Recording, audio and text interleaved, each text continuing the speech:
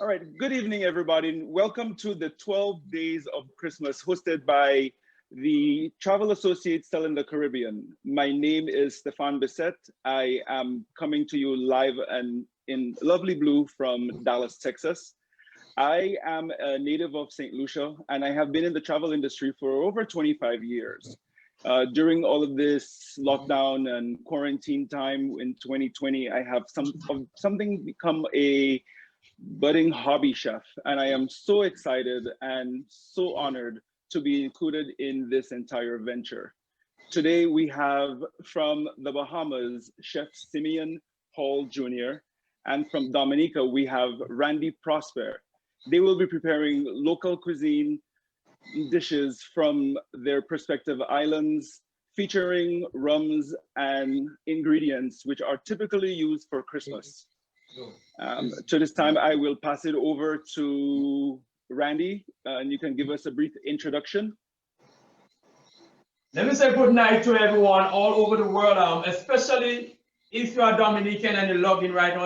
I want to say welcome from the Caribbean Islands, my brothers and sisters all over the world, welcome. This is a journey, and I'm just so excited to bring you something special from our beautiful country, Dominica. All right?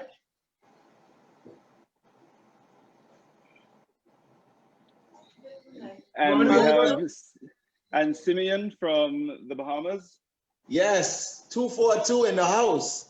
Thank you so much for the invitation. It is an amazing partnership that we are a part of for these 12 days, and I'm honored to be here.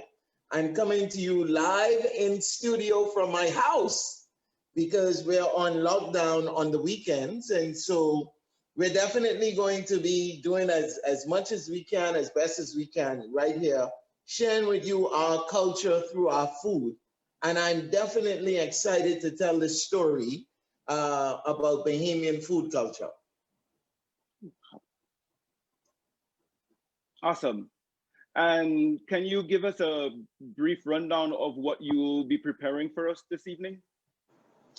Yeah, sure. I'm going to be making conch fritters. Conch fritters is a daily treat dish here in the Bahamas. It knows no seasons. It knows no quarantine or pandemic.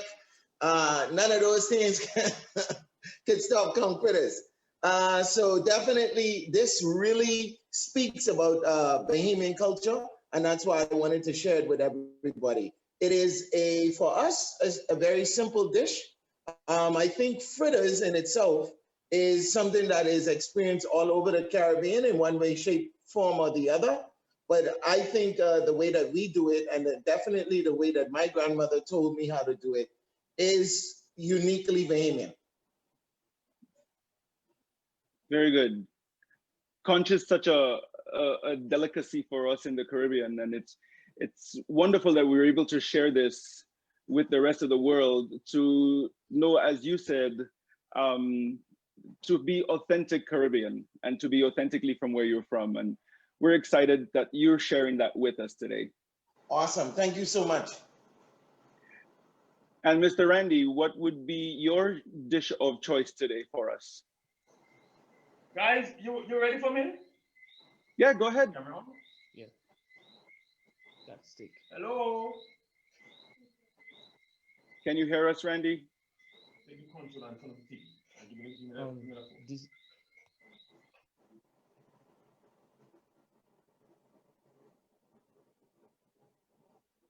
I think, there you go. There you go. We can hear you, Randy. Hello.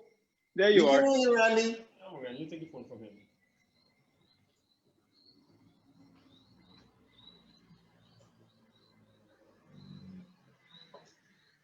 He probably needs to put his volume on.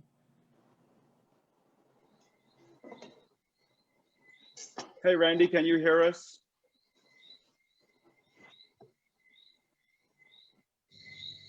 We're having a little bit of a technical problems here, and just bear with us while we try to rectify these with Randy so we can get the show on the road. His setup looks amazing. Can you hear me? Can you hear me? Yes, I Yes. can hear you loud and clear, Randy. All right. Well, I'm gonna put the camera on me. Let me talk. It's on you. what I'm doing today, I'm going back in the Creole style, back in our grandparents and our parents' days. And in the days of our parents and grandparents' days, there was no stove, there was no cylinder, there was coal pot and fireside. And I decided, since I'm gonna go and advertise that beautiful, wonderful country on the behalf of the Creole part, I'm gonna go all the way back to the roots. And I'm gonna stick with the coal pot. So today I'm gonna do some Creole fish. Now, the Creole fish, I'm gonna use mai. That's the American word for the dolphin. In Dominica, we know it for dolphin or doad. But back here overseas, they call it mai. So I'm going to do some mai, which is Creole style. I'm going to do some garlic parsley potatoes. And I'm going to do a nice small veg to go with it. I'm gonna stay right, get him in my back over there. So I'm going to do that so we could get a whole view of what exactly the offer we get when you visit Dominica. All right? Awesome.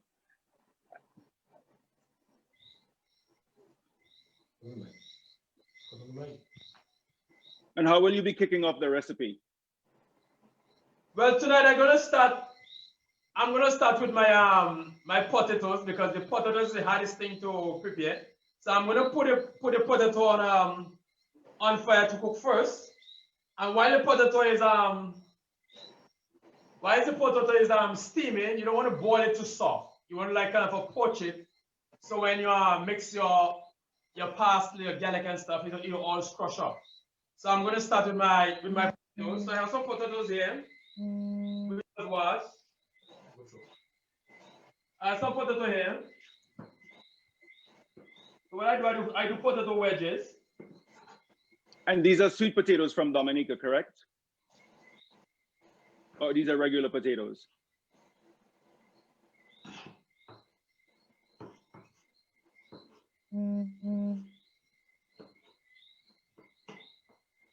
So long as these are going, I will start working on my fish. Once it's on the fire, I will start working on my fish. I'm going to stay over there. What kind of potatoes are you using, Randy?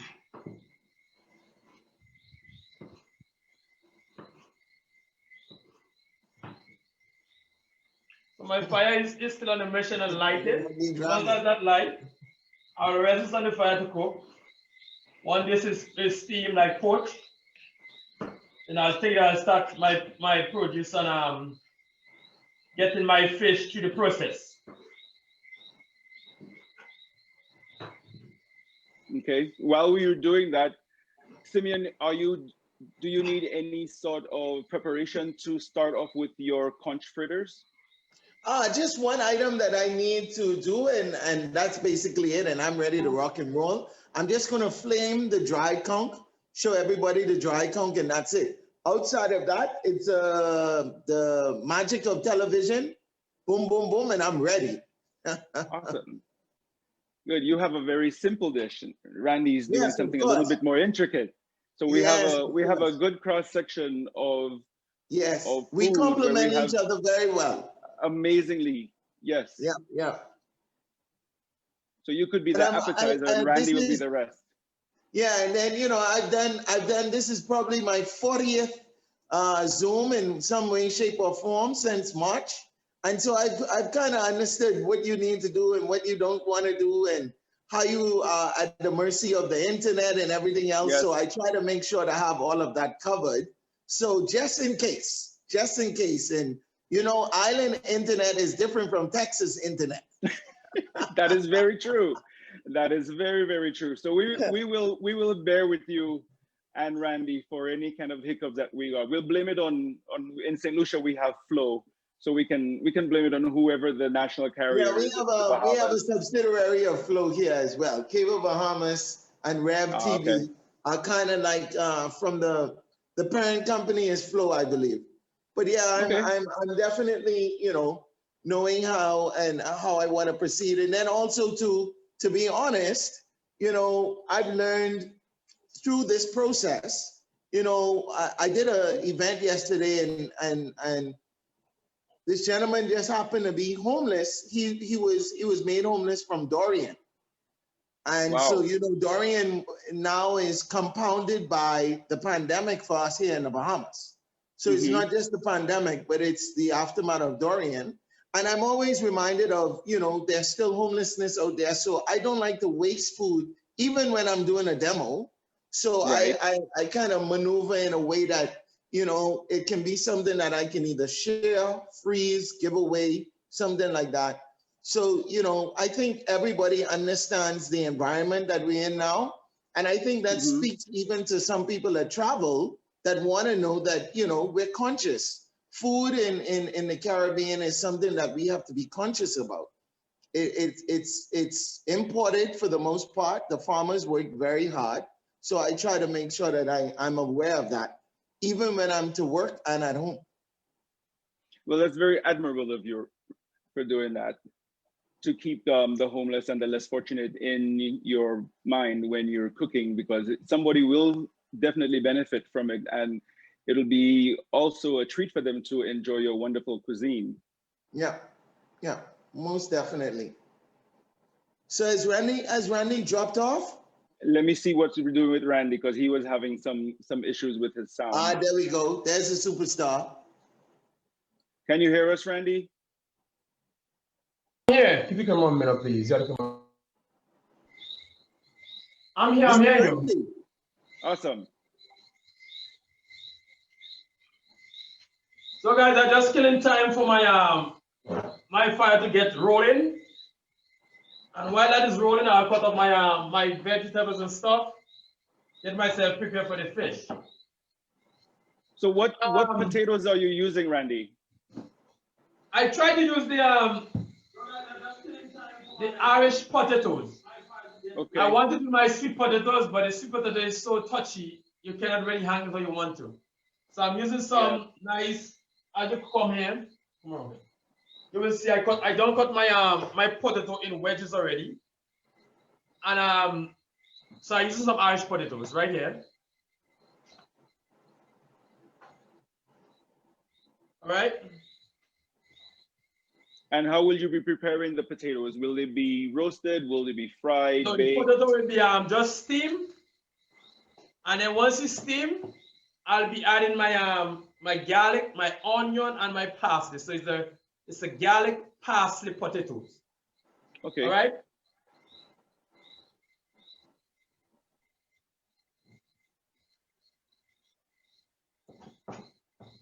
And so you had your coal pot going with your flame ready for the fish to hit that grill. And I'm gonna do my fish. I'm gonna do my fish after the potatoes, because the fish is just such a quick motion. The potato will take longer. So to keep your food hot, you want to do the things that is harder to finish first, and then the one that is touchy, you did second, so things stay hot at all time. Okay. Simeon has a very simple dish for us today, so we have more spotlight on you today. Yes, sir. Do your thing, Mr. Randy. I try to do something simple, so if the youngest kid is watching this program today, they could have it to hang it. If mommy and daddy is not home, they could hang it and put a quick thing together to for lunch.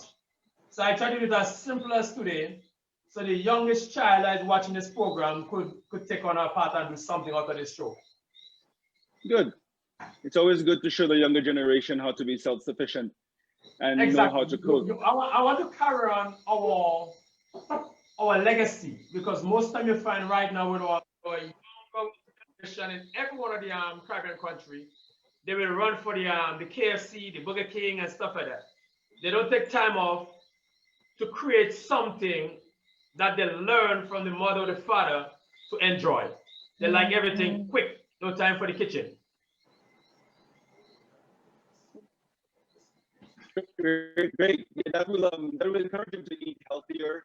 That will encourage them to be more creative and to use locally sourced vegetables and produce and meats from their local environment. I know Dominica is full with of such a variety of vegetables. Dominica is just a beautiful island, period. The driving is a little crazy. I've been there before. I had Jump Carnival in Dominica. So it's the food's amazing, and passing that wealth of knowledge on to the younger generation is very admirable. Sorry, go ahead. Were you speaking to me? Yes. Can you still hear me okay? As you will hear from most of the Caribbean chefs, all the chefs are connected in something special. We all have a special touch about each Caribbean country. But what I love being a Dominican, why I love that God didn't put me in no other country, is because Dominica is a nature island. This is an island where if you come from any busy place or you just have too much of a rush wherever you come from, you want to unwind and relax, Dominica is the place for you. Dominica is the place where if you want to just relax, have fun, go anywhere you want to go in the country, you can go here. There is no real threat to say someone is going to do anything harm to you. I believe in Dominica, my logo in my restaurants, at Randy's restaurants, is that you come as a customer and you leave as a friend. All right? With the whole chef, the whole chef family, if you come in this field and you don't have a love for cooking and you don't have a love for people, you should stay away from this field. Because this whole chef program and this chef cooking is all about love. Love is what's going to carry you through anywhere you want to go. And if you love cooking, you love people, you're going to take pride in whatever you give someone to eat. Absolutely correct.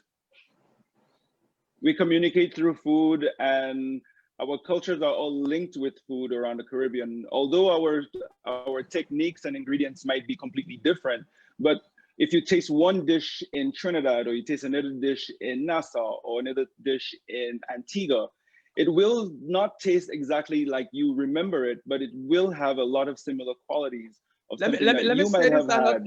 Not to say that I'm not stepping on no other country toes, but Dominica has some different, some tasty spices. For instance, every herb I have on my table right now to use, everything comes from my backyard garden. So when you want real organic food, I think Dominica is the place to come and enjoy a meal. A real organic food, no bunch of chemical, no manure. And let me not go too fast, because I want to say a big thumbs up, a big appreciation to our farmers in Dominica, because I think the farmers play an important role in the whole restaurants in the chef industry, because without the farmers, we wouldn't get food to provide for our visitors and our friends. So we have to really recognize this whole chef vibes here go along with our farmers. Yes, we do owe them a debt of gratitude for giving us all the produce that we need. And it goes a long way, not only with our locals, but with our visitors coming into the island. That's that right. We'll be enjoying the food that is prepared by our local chefs.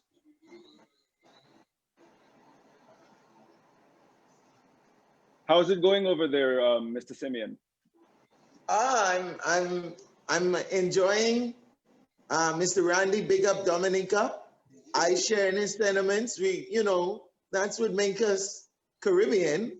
We all love and we cherish our homes, but regionally we all applaud. Whenever we take, for example, sports, let's say sports, for example. If the Bahamas is running against Jamaica or anybody else, I'm cheering for the Bahamas. But whatever team from the Caribbean makes the finals, we all cheering for that team. So yes, that goes to show you that is what being Caribbean is all about. There's regional specificity, but then there's also this umbrella that we all share and share very well in. That's called the Caribbean. And you know, I'm proud to say that that's where I'm from. I don't mince that at all. I am Bahamian through and through, and I am Caribbean just as much as everybody else. And we all love to big up our home spaces. We too grow a lot of things here in the Bahamas, but we also import a lot of stuff. And one of the things that I'm very proud of is to know that our conch is in this area very, very dominant. It's dominant in the waters, and it's dominant as a part of our experiences locally and for guests. So that is one of the reasons why we share this dish, so that people can taste our flag. And that's the best way to show who you are on a plate and create that want for the destination itself. You know what I mean? So, you know, people are traveling based on food nowadays, and we just want to make sure that the Bahamas is in the conversation, because there's a lot of depth to our location, our food, and our food culture here in the Bahamas. Yes, gastronomic travel is a very thriving and booming business.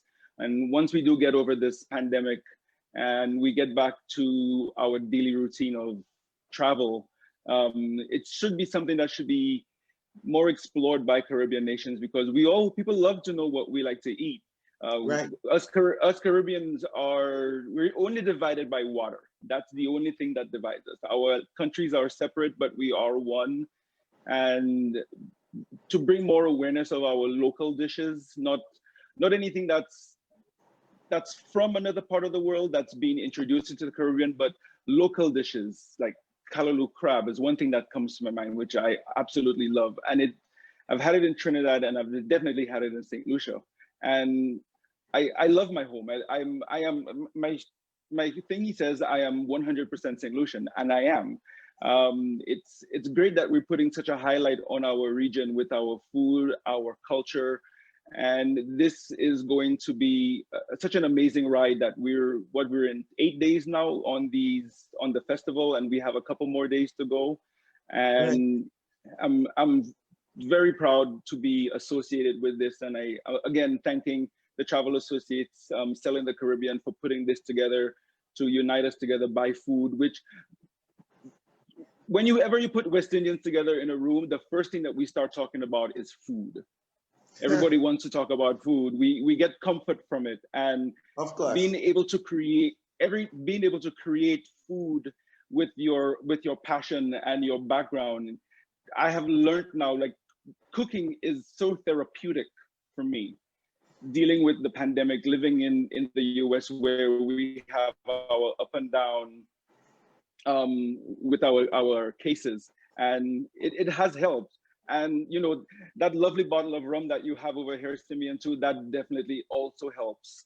Whether we're just cooking or whether we're enjoying it on the beach, at our homes, at a party, it is something that connects us to. And the recipes are basically all the same, but the unique taste from each of the rums is by far nothing that we can even duplicate anywhere else in the world. Yeah, most definitely. I'll gladly say, in the Bahamas, and I guess throughout the Caribbean, we eat when we're happy, we eat when we're sad. We eat to celebrate, and we eat to mourn. So food is a very, very important part of what we do here in the Caribbean. When we welcome you to our house, our home, we gotta feed you. You haven't truly been welcomed into a Caribbean home until you've eaten. If they ain't feeding you, they really ain't want you to stay. How's it going over there, Randy? The frozen vegetables in the freezer, big man.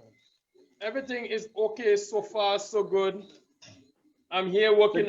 As you can see, my potatoes is on the fire. Hello. The potatoes on the fire. So my potatoes is going. And what's your next step for your dish? I didn't get that. So what is your next step in your preparation? I see the potatoes are going on the fire already. Well, right now the potatoes is going. So as you can see here, I preparing my my veg for my fish, and right here my veg preparing for my my parsley potatoes. So as that is going, And how will you be preparing the fish? the fish is going to be And a you said it's Creole a style Creole. fish. Now, what is a Okay. Creole style fish? Is back in the days our grandparents. Back in the days, our grandparents would like peel the onion, the garlic, the tomatoes and stuff. And because they didn't have that much funds to spend, they would try to use everything, nothing go to waste. So they were using all the little pieces they cut off from the onion, all the different vegetables, and they'll put it together and they'll make a sauce and call it the Creole sauce. And that's what I'm doing Okay. today. I'm making a Creole sauce. So how will the fish be initially be prepared before you add the sauce to it? Will it be grilled, fried? The fish is gonna first pot fry. But when I say pot fry, you don't want to fry the fish dry. So you have a hot pot with very little oil and you pot fry. You like shock it, but you get two nice brown sides. And then you put it in the sauce to simmer down and it's gonna finish prepare in the sauce. Okay.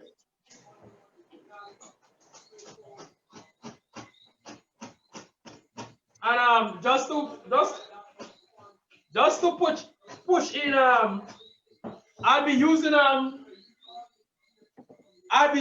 local castrum today. And That why I will be- use our local castrum, there is rum stronger than our rum. But our castrum, you could do it so much, you could do so much things with our castrum. You could use the castrum to rub for pain. If you have joint, you have muscle pain or joints, you could rub with the castrum, right? If you're making rum punch, peanut punch, any punch you're making, you could use the castrum. Our castrum is known for one of our favorite drink on the island. If you're doing any kind of a seafood, you could also saute your veg and stuff in a castrum and get a delicious flavor from the castrum. And right now, around the world, they tell us use hand sanitizer. Our best ingredients for sanitizing here is our castrum. This is the best thing to sanitize in Dominica, the local castrum. Right. And you will be introducing the rum into the fish dish, or will that be something separate? Yes, I'm going to be introducing the rum to including the fish sauce. In the fish sauce. Oh, wow. That will be very robust. I can already taste it.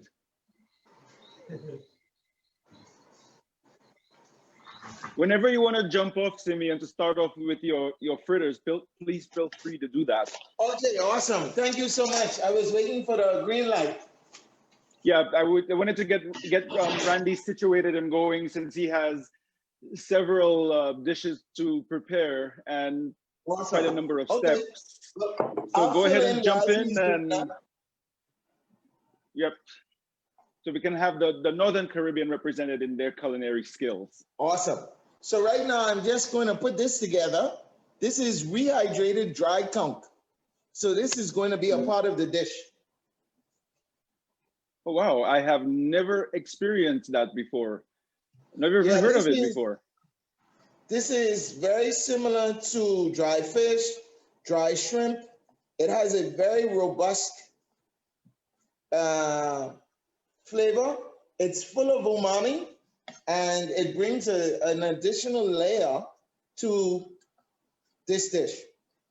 And this is something that my grandmother did, and so that's why I'm using it myself. So they will be fresh conch and okay. So what you do is it's literally almost like rubber. You put it in hot water, and then you reconstitute it. And of course, you know, because it's me and the Caribbean and what we're doing here now, I added some rum to my broth. So this liquid now is what I'm going to use to make my conch fritters. So let me just flip the screen here for everybody. So that's the rehydrating water liquid. So that's now filled with 1 drop rum and water. And this is the dry conch here that we've diced up. And we're just gonna flame this on the fire. Okay. And will the fritters have both dried conch and fresh conch? It has both dried conch and fresh conch. So this is the fresh conch. This is what we will call the extra parts, the skin and the parts that can be often thrown away, especially here in the Bahamas. This is what we use. So it literally has 3 textures of conch in it. And so that makes it it elevates the experience from just a regular fritter. And then this is just a look at my ingredients. Very, very simple to put together, quick, something that you can do. And I'll tell you, for those like yourself in Texas that may not be able to get your hands on lambi or conch, you can substitute it with canned clams. Oh, okay. Fresh clams and canned clams. That's what I used when I was living outside of the Bahamas, and it worked out pretty well, actually. Okay. They both have the same consistency, so that would probably work very well. And give us a rundown. Give us a rundown on the rest of your ingredients for the fritters. The rest of the ingredients are simple: hot peppers, onions, local onions, celery, green bell peppers. Again, three vegetables that are used widely in Bahamian cuisine because they're grown locally and easy to grow in our climate with our rocky soil. Flour, baking powder, dried thyme, and that's basically it. You add a little bit of ketchup. Because of the sugar content in ketchup, it helps it to caramelize and brown pretty well. Okay, all right. I'm excited to see the process of this. Yeah, say that again. I said I'm excited to see this process. Yes, it's very simple to make happen. And so I'm just gonna put it together, unless Mr. Randy wants to say something or do something. How's it going over in Dominica, Randy? So far, so good.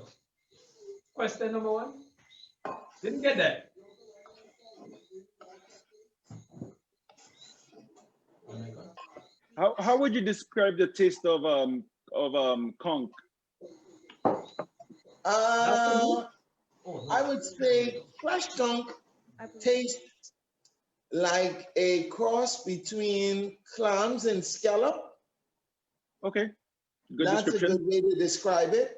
Dry conch, my friend, that's a whole different ball game. It's very, very pungent.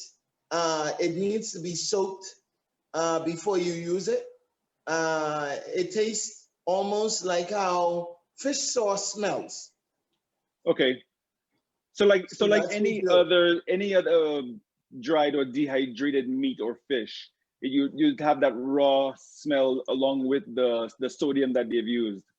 Right, exactly. But it kind of goes away in the process, and definitely as we flame it, it's going to take on an even greater flavor profile.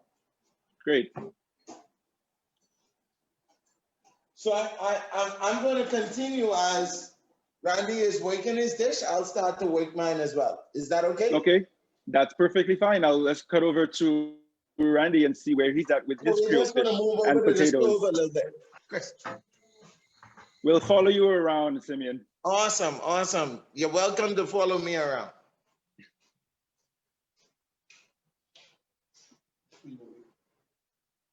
How's your pot and how's your pot going, Randy?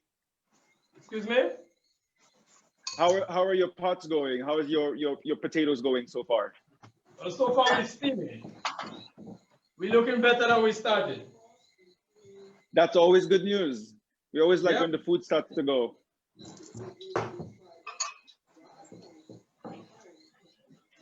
One of the things I wanted to add to this right here. In the islands, we call it basilic. Right around the globe, they call it basil. Right. Fresh basil is very good for any kind of seafood. So I use some fresh basil. I use some thyme. I have some seasoned pepper here. And the good thing about it, right from the nature island, we didn't have to import it. And all those, are you going to saute those before you add them into the sauce, or will they be incorporated into the Right, sauce? you saute those, and then you will add in your ingredients like a small vegetable oil, or like water and stuff like that, to saute to get all the flavor out of it before you add the water. Okay. So the fish, once the fish is seared and you add it into the sauce, it's just going to seep in all of the flavors from the tomato and the basil and everything else that you're adding in there. And will that be cooked on a slow flame for the fish, since it's such a delicate meat? Right. So once you get your fish pot fried, then you take it out of that pot and you will add on your casserole. Once the flame and the stuff of the casserole, you add in your vegetables and stuff, and you saute just enough, not to kill it, but to still have the beautiful look of it. You saute it, add your little water, and then you add in your fish just to simmer down, so you could finish cook your fish. Okay. So the vegetables will take on the flavors of the fish after it's been seared. So that all that will be reintroduced to the fish once the sauce is back in the pot. Exactly. Awesome.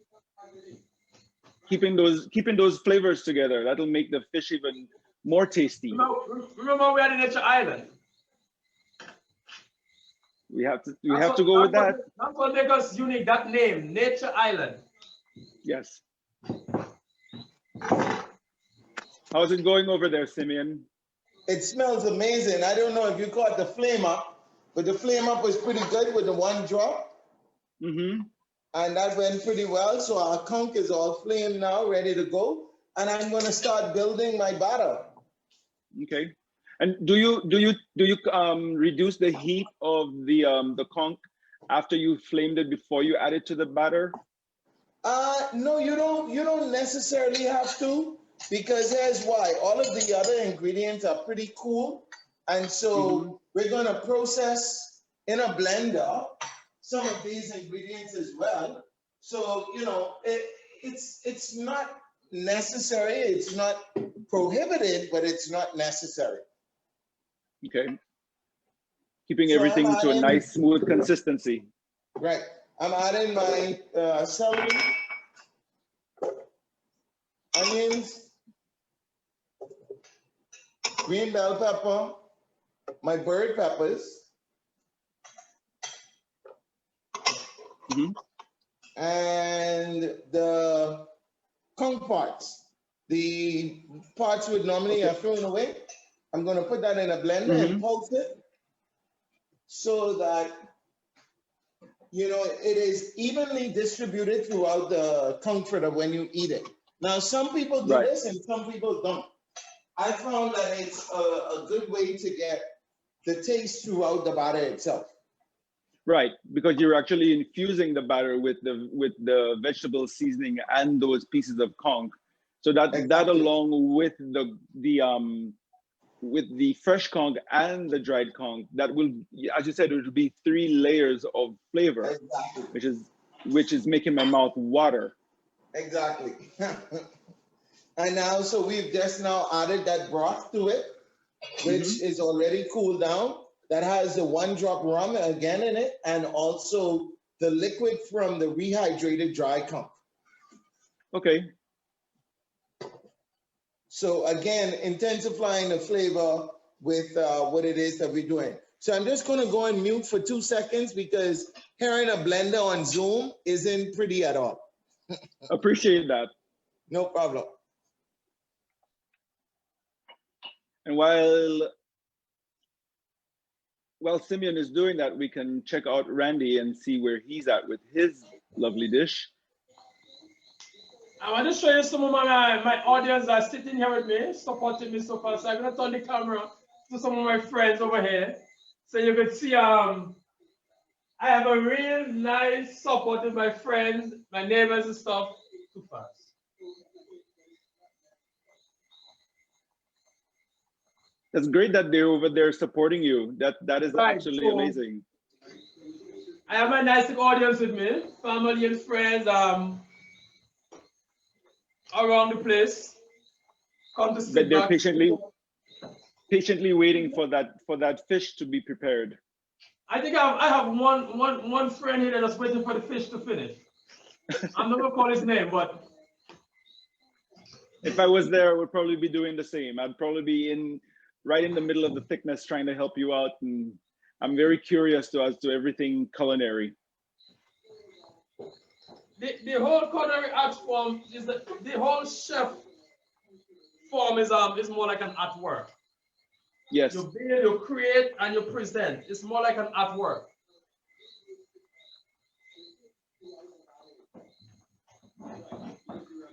I see. Right. Simeon is starting to assemble his batter, so we'll move it over to him for a couple of minutes. You got it? Awesome. So we just make sure, as this is a fritter batter, you don't want to overwork it, just like any other fritter batter. So I put all my dry ingredients together first. The recipe we'll definitely share with you guys. And you know, in the Caribbean, recipes are one of the toughest things to create because everybody uses, you know, fingers, taste, touch, and that's it. But we definitely were able to get this recipe down pat to share with everybody. So we have that. Okay. This is the fresh conch that I'm putting in now. That's the fresh conch. And now we have the flamed dry conch, really nice deep color on that.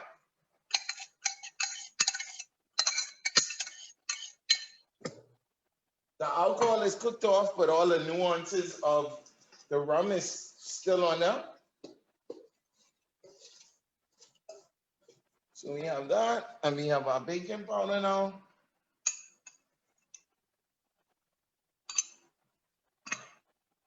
There we go.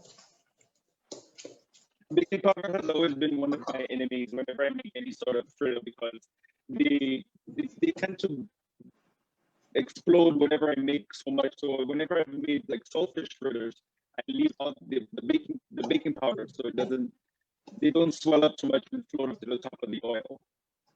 Yeah, and that's sort of the difference with Bahamian fritters and some of the fritters you find elsewhere is we want those risen kind of round fritters rather than the flat fritters that you see in other regions. So that's kind of unique to us as well. So this little bit of ketchup. I'll have to try that. It's just to give us some depth of color.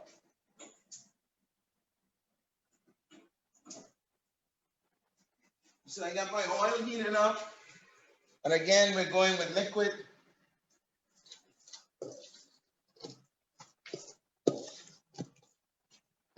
So like I said earlier, I cut down the recipe a little bit because I didn't want to make the full batch because now that we're locked down for tonight and going into tomorrow, I didn't want to have too much left over. So this is going to work pretty well.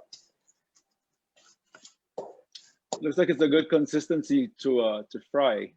Yes, my batter is usually a little bit wetter than normal because once it's wetter and you have your portions of baking powder and liquid and flour right, you get a very crispy outside because the water tries to push out of the fritter. And so it's very crispy outside and then it's kind of soft, fluffy and light on the inside. Okay. So what I would do now normally is now that we've added the water and the baking powder, just let this hydrate for a little bit. And of course, due to the magic of television, I have, or I should say the magic of a cell phone. I have some already ready to go. There you go. Awesome. Ready to go. Very I'll turn good. it over to Randy for a few minutes and then I'll be ready to fry. Yes, Randy looks like he's about to start searing his fish. That's right.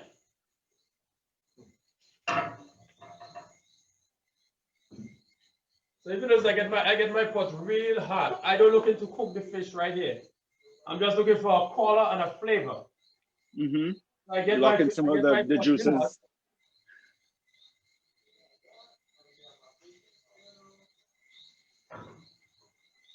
It's so nice to be hearing the little frogs in the background chirping from Dominica. That's something that's so unique to the Caribbean. There's so many names for those little frogs, but it's so nice to hear that in the background. It brings the authenticity even the level of authenticity even higher. Sometimes a cricket, you know. And it could be a combination of crickets. We call them in St. Lucia. I think we call them tolites. Yeah. And they're all over the Caribbean. The Puerto Ricans call them coquito, I think. Or is that the drink? I think it's called coquito. I might be mistaken, but you hear the same chirping throughout all of the Caribbean islands that I have been to. I hear especially when it rains. Once that rain is done, that they come out in a chorus. All right. Okay, so what I'm doing now, give me this. What I'm doing now, I just getting my fish. Just a color, pot roasted. Mm-hmm. As you notice, I added like a flour just for a nice brown color. Right. So that this is.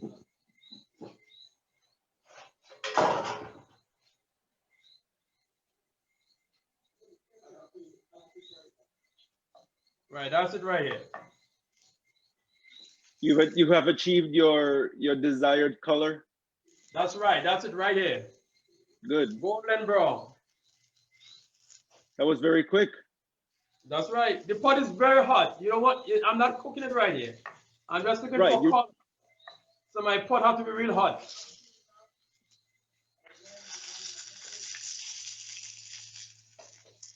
And we're waiting for Simeon's pot to get really hot also, so he'll catch up in a second, so when he can start frying his fritters.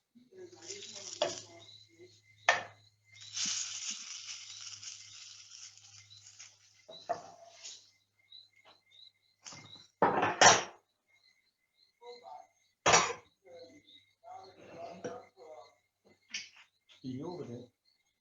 Where you get over there? This way. I'll walk around. This part, right? Do this one. Randy has removed his fish from the fire, from the pot after searing. So I think Simeon is ready to start his fritter process in his pan. So what I have right now, I have all my herbs, my vegetable right here. Just sauteing, getting ready for my fish. Mm-hmm. You could smell it, right? Oh yeah, definitely. Oh.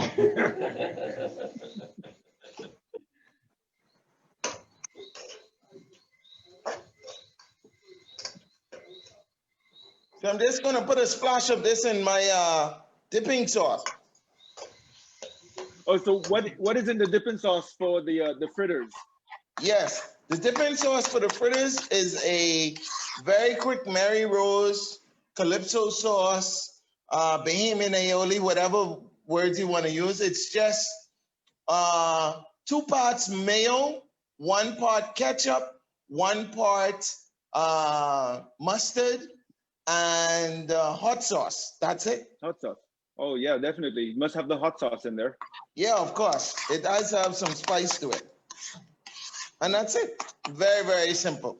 Very simple, but very tasty to complement the fritters. And it allows the fritters and the conch to do the work. You've done all of that to harvest conch and to do all of that. So now you have some amazing fritters to go with that. Nice. Oh, we have one floating around already. Yeah, that's the chef's goal. That's the tester to make sure that it comes out okay before you start the entire process. Exactly.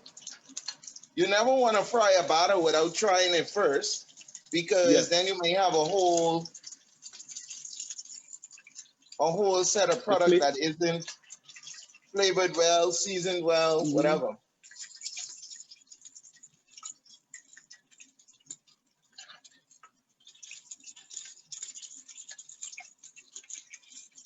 So just like Chef Randy, like yesterday, we did this over open charcoal as well.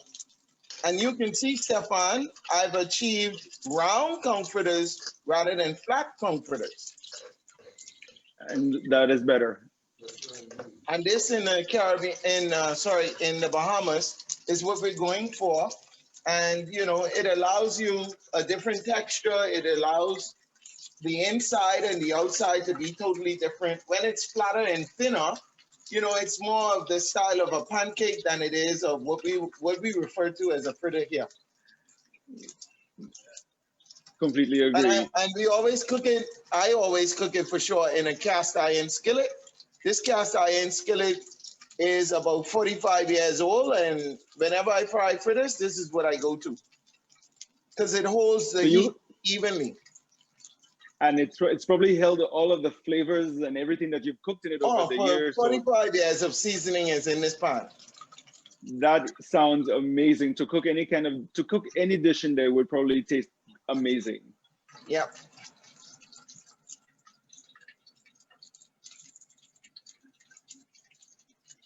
It's like Randy's doing something on the other side. Let's do a quick shot over to him. Okay, so yeah.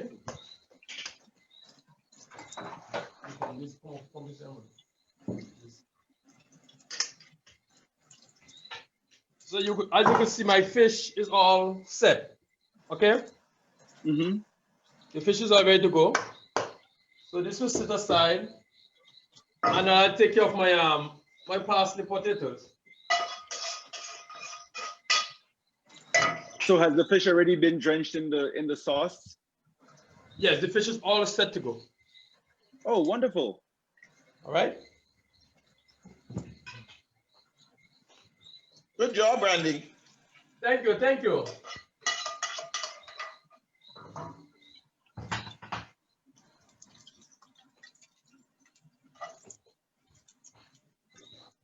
So now Those fritters are looking very good, Simeon. Thank you. My veg for my parsley potatoes. So I have some garlic, some onion, and some parsley. A light, small flavor of salt. And my favorite seasoning is an all-purpose seasoning.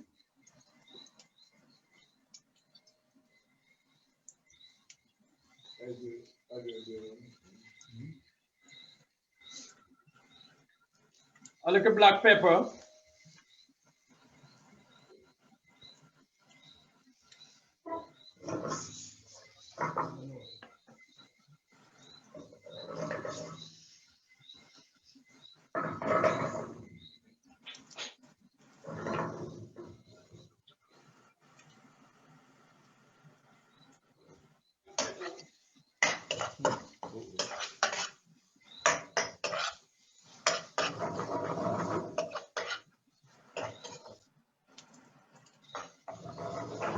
And will those fritters be now drained out, Simeon? There you go. There we go. Awesome. Resting also gently in some napkin before service. Those look absolutely amazing. I can literally taste it. They look really good. And again, this is definitely quintessential Bahamian appetizer, shared plate for the table. You know, you don't feel like sharing, you eat all yourself, whatever it takes. It's definitely one of those things, you know, you're going to have a conch fritter or some type of fritter. We do vegetarian ones, we do ones without shellfish now for the varying palates, but you're going to have or be offered some sort of fritter whilst you're visiting the Bahamas. That's 100% for sure. Right. And so we have a very simple plate up here. that I'm going to share with everybody, and that's it. Quick and easy. It looked very simple, very effective, and looked also very tasty. Thank you so much.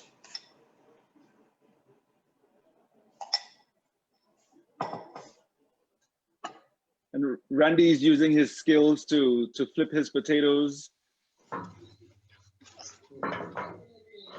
Awesome. Good job, Randy. Looking good, Randy. All right, so what you notice here is our potato is partly finished. Okay? Mm-hmm. So long as this is complete,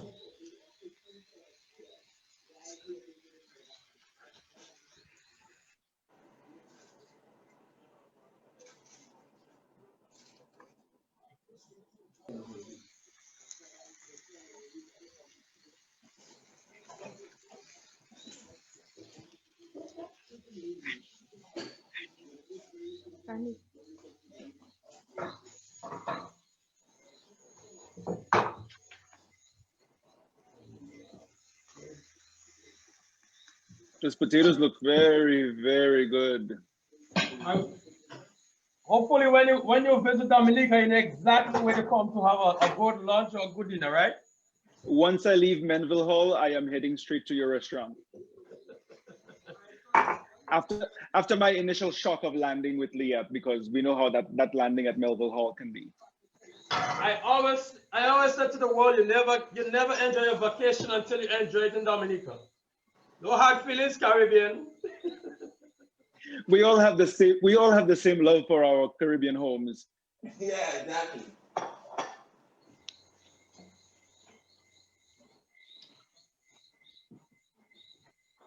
So now I'm about to just steam my veg. And in about 5 minutes, I'll start plating. Wonderful. All right. That bottle of rum is very prominent to me, and I like you a lot for that. So there we go. There's our That plate looks up. absolutely amazing.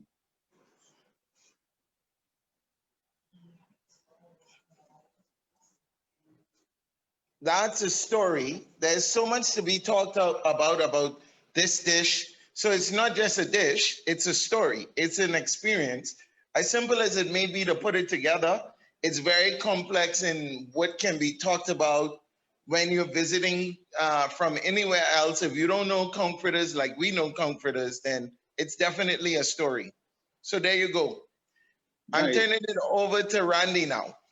Yes, Randy's about to finish up with his cooking so he could plate. So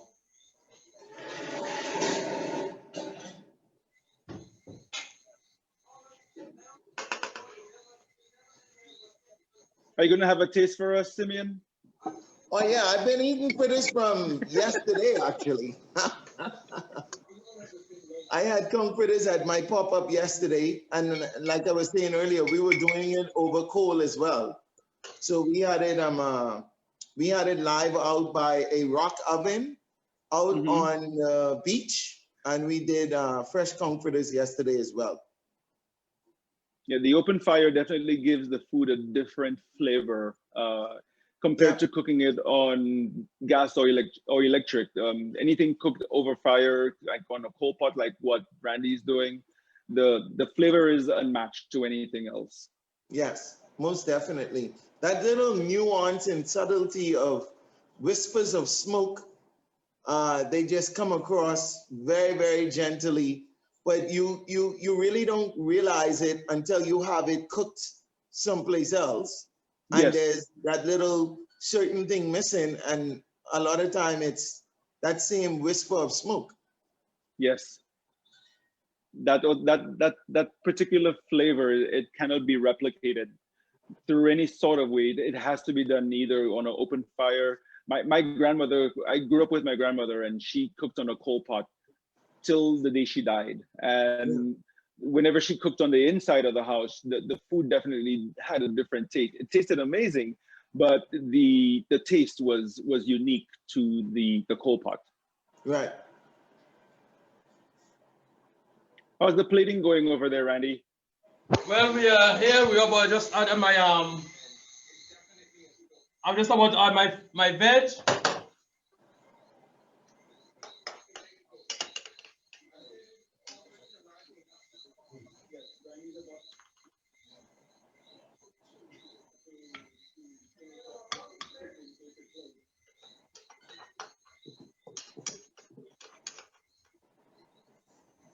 So you were saying something about the landing in Dominica? What? The airport, Dominica has, well, back in the day, there were two airports. There was Canefield and Melville Hall. It is like Melville Hall it is is in the still north two of the airport. island. It's still two airport right now. Okay. There is one in Canefield the open for city. commercial? There's one in the city, and there's one on the northeast. There's one in the northeast. All right, so He was it's like asking about the landing. a mile, and for Dominicans it's 45 minutes. But for a visitor, it's an hour and a half, 2 hours. That sounds like some hilly. I'm not going there. The landing is unique because the airport is tucked under the foothill of a mountain. So Wow. they land towards the island, and they take off in the opposite direction. So when you land, you're going into it, and the runway is pretty short because we don't have that much space on Dominica because of the mountainous nature of the island. But landing is definitely an interesting. It'll be a very interesting part of your vacation when you do go into Dominica. I guess Randy and I will have to develop a Zoom relationship. Excuse me? I'm afraid of heights and turbulence and crazy landings and everything else. Well, if you ever go to Coney Island or ever go to a Ferris wheel, you shouldn't be scared of landing here. Because it's a joy, it's an experience landing in Dominica. I hear that. Like a beautiful atmosphere. It's the only place when you land, you could see beautiful freshwater river. Yep. You could see a luscious mountain of 4,400 and something feet tall. So there's no place or no landing like landing in Dominica. Well, you know, coming from a place where the highest point is less than 300 feet, I mean, you know. That's not Dominica, that's a hill. That's not a mountain, that's a hill. That's not even really a hill. It's a slope. Your plate looks amazing, Randy. It looks very delicious.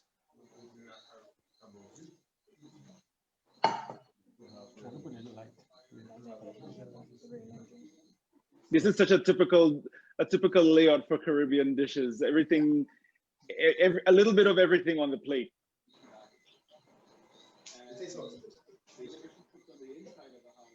Put it in for you.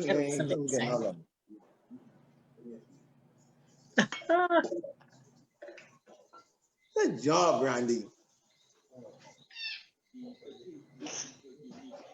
That fish looks very, very, very good. Yeah. What is the beverage? Okay, so what we have here is an old Kubuli beer. As you can see, if you drink 6 of those, you can never get lost. This is our local beer.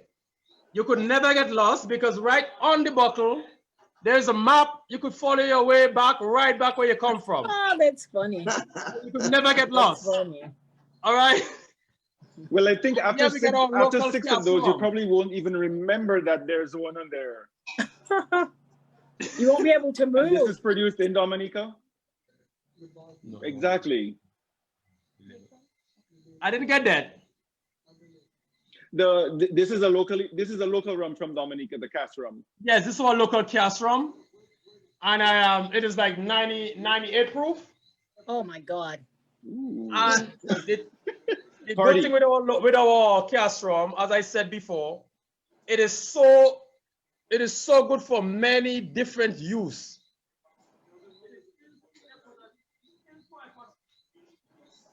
Randy, make sure you guys take lots of pictures. Yes, we will.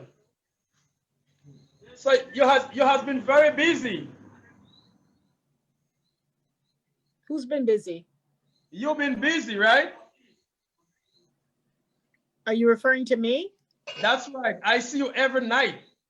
Oh, well, it comes with the territory. But I have such a great team.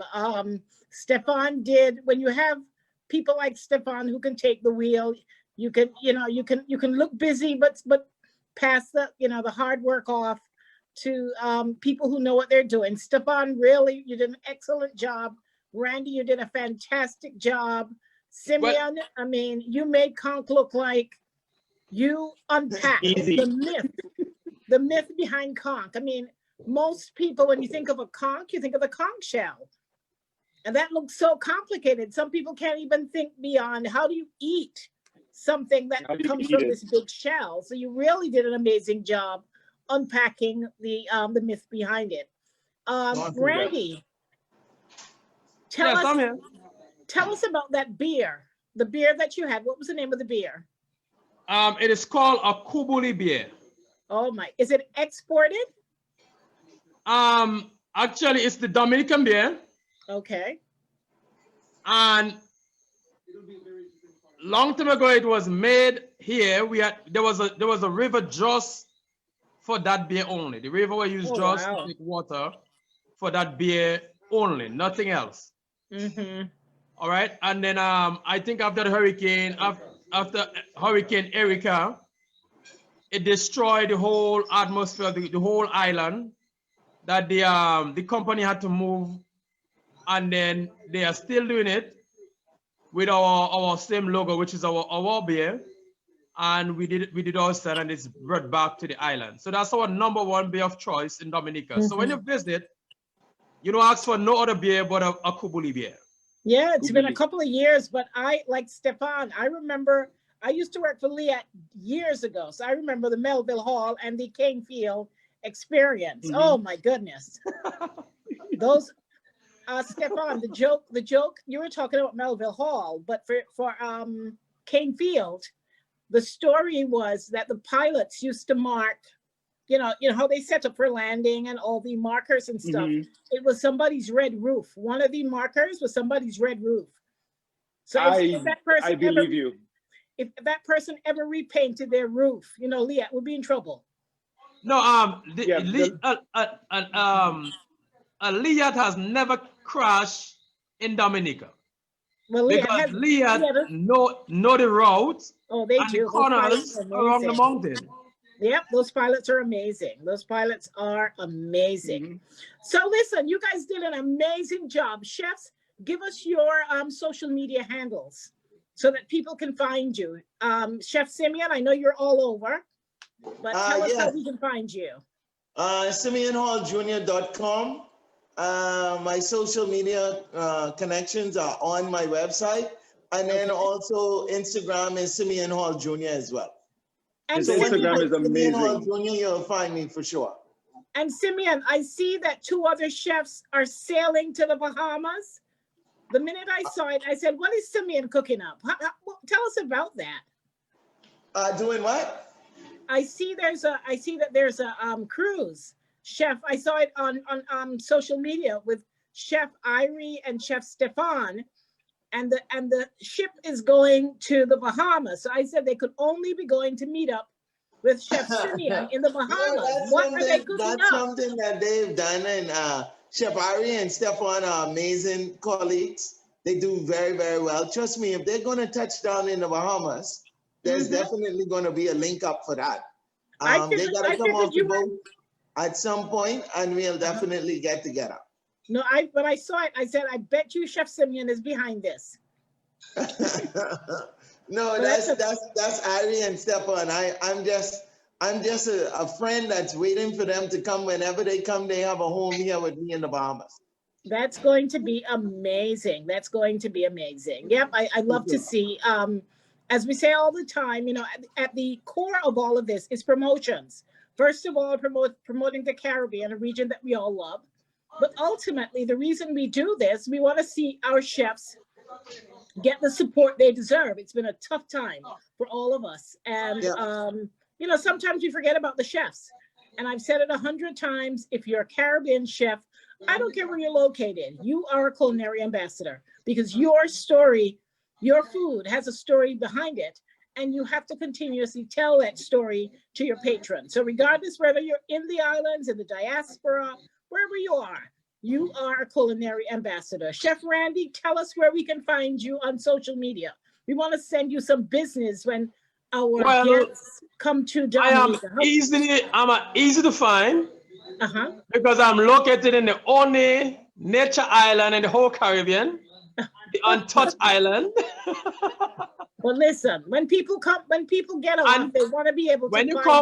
If you fly into the Melville Airport, I am only 7 minutes away from the airport. Okay. So if you come into the Melville Airport, my restaurant's name is Randy's Restaurants and Bar.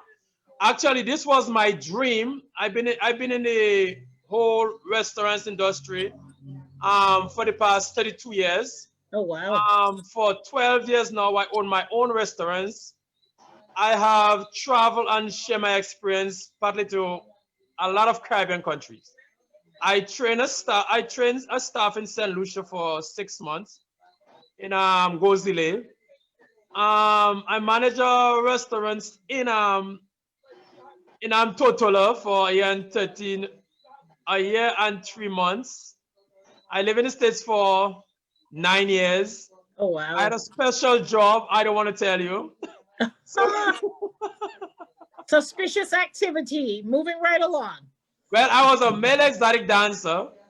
And it was that was the most exciting time in my whole life. What kind of dancer?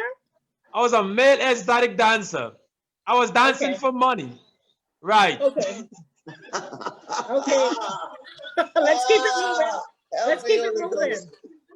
So if you want to fly to Dominica, everybody, all the taxi, all the drivers from the airport know where Randy Restaurants located. All right. My telephone number in Dominica is 1767-617-3703. And you could call or you could just stop by at Randy's Restaurants. You come as a customer and you leave as a friend. Are you on Facebook? Are you on Facebook or Instagram? I'm on Facebook. You look for Randy Prosper. So my Facebook page is Randy Prosper. Okay. And you come for the food and you get a dance. You come for the food and you get a wonderful service. Wow. All righty. So Good job, Chef, Randy. tell us, what do you guys have planned for Christmas? Simeon, what are you up to? What are you doing for Christmas? Well, you know, with COVID being the most unwelcome partner for all of us at this time, I've learned to take everything daily. So I'm kind of ad hoc because, you know, plans could change in a moment's notice. Whether we are going to have some stronger lockdowns during the holidays, because like everybody else, we want to celebrate with families and friends. So they want to make sure that there's some limitations to that. But hopefully I'm with family and friends in some way, shape or form, whether it's electronically or limited in person. Fantastic. How about you, Chef Randy? Are you cooking up anything special for Christmas? Well, my love is for elderlies. I love elderlies. I love the senior citizen. For the past 5 months, I've been providing lunch twice a week for up to 35 employees. Oh, that's fantastic. Free of charge. Is a volunteer job for me. It's a thing to give back to my community. For the Christmas, I'm going to stick with the elderlies, and I'm going to make sure every one of my elderly in my community get a nice Christmas dinner free of charge. When I finish taking care of the elderly, I'm going to have a mask party. You wear a mask, you come and you drink for free. But you cannot, if you take it your mask, you have to pay. Come on, don't give the elderly too much booze now. Come on. Go easy on the elderly with the booze. Come on. But before we end, let me thank all of our viewers, whether you're on Facebook, whether you joined us on Zoom. We thank all of you for following us for the first 7 or 8 days. Who's counting? But we have a couple more days to go. And tomorrow, we have the French connection. I think it's going to be a first. We actually have a chef from Guadeloupe and one from Martinique, and we actually have a translator who will, you know, speak to them in French, help them along, and translate to us in English. So it doesn't get more exotic than that. This is a virtual journey. So this is like going to Paris and needing a translator. When we say virtual journey, we mean an expedition. Not only is the food exotic and new, I mean, we're actually bringing it to you in their native language. So it's like getting on a plane and going to a country where you don't know the language. Does not get more exciting than that. So I am so excited. So that's on Monday. And on Tuesday, we actually go to the island of St. Kitts and Nevis, and we also go to the US Virgin Islands. So we are in Dominica and the Bahamas tonight. So tomorrow, let me get my directions. I think we're headed, what, south to, well, actually Dominica is between Martinique and Guadeloupe. Martinique and Guadeloupe. Right? Right. See, I know my geography. I used to work at Liat. That is that is why, because you have Guadeloupe, you have Marigal, and you have Martinique, and you have Dominica here. Yes. And that is why all these French countries speak French, and we broke the French and speak Creole. So Creole is a broken French language. So it's French speaking and French heritage. Exactly. Yes. And before we go, I just want to say this right here is a very good brainstorm. I really appreciate it. I think we have to continue something after this COVID where we all meet in Barbados or Dominica. I'm just saying Barbados. Right now with Dominica, we all meet somewhere under one roof and maybe have a chef expo or something. Oh, because, I'm looking forward to it. That'll be excellent. In Martinique, invite our travel advisors, tell them to come on down, bring their guests, and, you know, we have a big feast. You know, that's what it's all about. I cook in Martinique twice, and I gotta say to you, Martinique have a chef festival. Yes, they couldn't have it this year because of the COVID. But I've been there twice I cooked there twice for the chef festival. And I gotta tell you, it's an amazing place to be with all the wine and the cheese and the cream. It's so excited. I must say, thank you guys very much for putting our this pleasure. together. And like we said on our call, we're gonna do what the West Indies Federation couldn't do, what CARICOM couldn't do, what OECS couldn't do. Who did I forget? Exactly. What the West Indies cricket team can't do. That's right. We're gonna bring it all together here. All right, looking forward to that, definitely. Yep. So guys, and we want to thank all of you, to all of our listeners, to Kelly, who is holding it down in the back, making sure that everything stays together. Kelly has the hard job. My job is just to come here and greet people, which is easy. Kelly has to sort it all out, which I wouldn't want to do that part of the job. And then, of course, Natalie, our other partner, who is also holding it down as well. We just want to say to all of you, on behalf of TASC, it's been another exciting adventure through the Caribbean, and we're getting ready to do it all over again tomorrow at 5 p.m. Eastern Standard Time. Don't miss it. Chefs, have a wonderful Christmas. This has been amazing. We will be in touch. Chefs, well, I was about to call you Chef Stefan, but you were so good. You can do that. You were so you good. can do that. You would be very honored. Yeah, you earned your pleats. Yeah, exactly. Definitely, Stefan. Yep, it's been amazing. And everyone have a nice evening, and let's do it all over again tomorrow when we go to the French islands of Martinique and Guadeloupe. I can't wait. I can't wait. See you soon, and have a Merry Christmas, everyone. Thank you. Happy holidays, everybody. Take care. Take care. Bye.